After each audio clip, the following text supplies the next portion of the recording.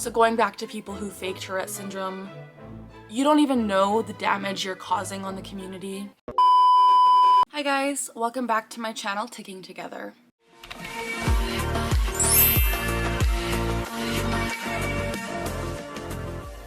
Oof. As always, the goal of this channel is to provide education about and to raise awareness as to what it's like living with Tourette syndrome. If you don't know me, my name is Carly, I am 24 years old. And I was diagnosed with Tourette syndrome when I was 12 years old. Tourette's is something that I've lived with my whole life. It's been debilitating, it's been a struggle, it's been depressing, it's been extremely hard to live with. And so in today's video, I wanted to talk more about why you don't want Tourette's. If you guys are interested in staying tuned to content about Tourette syndrome awareness and real Tourette syndrome awareness, not the fraud and fake stuff, please subscribe to my channel and ring that notification bell to stay tuned to all of my content. And if you haven't seen my last video where I debunk some myths about faking Tourette syndrome, I will link that up there. Today's video is just going to be super short, but I just wanted to talk about why faking Tourette syndrome is so harmful. Faking any neurological disorder is harmful. This is kind of a mini story time. But I was at work today. I work at a bookstore where we have a lot of aisles to go around. It's just a big bookstore chain. And my store is a fairly large format store. And so I have to walk up and down the aisles, help customers out. You know, it's just a typical retail job. I got rice. But working with Tourette syndrome is 10,000 times harder than you would even imagine. And a lot of people might be like, you can work with Tourette's? Like what? And this is because I can suppress so well and my case is fairly mild. But working with Tourette syndrome is such a struggle, and here's why. I was walking up and down the aisles in the middle of helping customers, ticking a lot. And it might not be the tics you would assume that I was having. I'm really good at suppressing my vocal tics, and I still wear a mask at my work, so if I have to whisper vocal tics, I can kind of mask it. Literally mask it, which is helpful. But I have a lot of tics where while I'm walking, I'll stop abruptly and lift my leg at the knee, or I'll tense my butt cheeks together, or I'll have to stop and punch myself, or, you know, a lot of things that are very not normal, and I just feel embarrassed. And so like I said, I work at a bookstore, and today I had the urge, I was putting away books, and I had the urge to just chuck a book, because that's something that my Tourette's brain thought would be a good idea. And premonitory urges are so extremely strong. It's like you get this burning or build up in your body where you have to do this thing that your head is telling you to do. And if you don't, it's almost painful, it's uncomfortable. There's a genuine discomfort there. So I didn't throw the book, I managed to put it down. But I was still ticking a lot. And I have a lot of upper body tics when I'm at work where I'll do this and I'll jerk my elbows back like that. And when I talk about it, I do it. Or I'll jerk one elbow. And so I'm always glancing over my shoulders like, am I gonna hit someone? Like, this could be horrible. And it's genuinely just really, really hard because you're walking around and you're trying to be as normal as possible and genuinely help customers. But I'm so focused on my tics and trying to suppress that I'm not always fully there.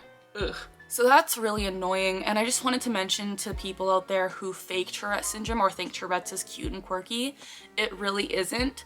It genuinely impacts all of my life, even though I have a very mild case.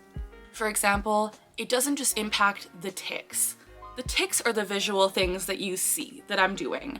They're the most obvious thing about Tourette syndrome, I would say, but with Tourette's comes so much more than just what you see. So much more than what's on the surface. So with Tourette syndrome, for example, comes rage issues where I get extremely angry to the point where it's just intense. Or impulse controls where I have to do all sorts of things now. Or texture sensitivities, or sensory issues, stuff like that, you know? And so a lot of people with neurological disorders will relate to this, but it's something that a lot of people don't realize that Tourette's patients have. And so with my Tourette's, a lot of the time I'll have to do things in threes, which is part of Tourettic OCD, which I'll make another video on that in the future if you're interested.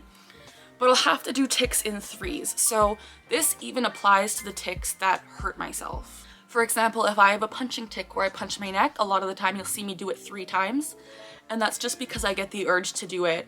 And something in my brain is like, if you don't do this 2 more times, something bad's gonna happen. Side note, but it's just Tourette's is so much more than meets the eye. So I know I've made videos on people faking and thinking Tourette's is quirky and cute and a trend, but it really, really, really does impact every aspect of my life. Ugh. So I'm asking you, if you're watching this video, please, please, please educate yourself surrounding Tourette syndrome before you judge, before you fake claim, before you just make a mockery of it or a joke about it, because it really does affect every part of someone with Tourette syndrome's life. It affects everything. Working is so much more of a challenge than it should be because of the tics. It's embarrassing. I'm worried that people are looking at me and being like, what is this girl doing?